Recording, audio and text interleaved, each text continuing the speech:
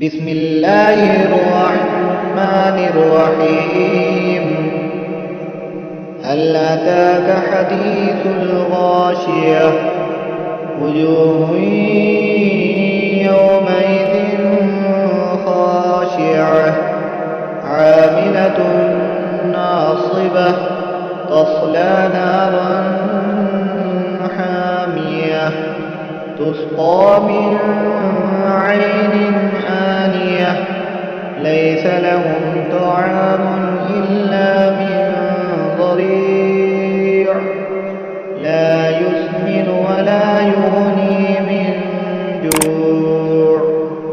وجوه يومئذ ناعمة لسعيها راضية في جنة عالية لا تسمع فيها لاغية فيها عين جارية فيها سرر مرفوعة وأكواب موضوعة ونمارق مصفوفة وزرابي مبثوثة أفلا ينظرون إلى الإبل كيف خلقت وإلى السماء كيف رفعت وإلى الجبال كيف نصبت وإلى الأرض كيف سطحت فذكر إنما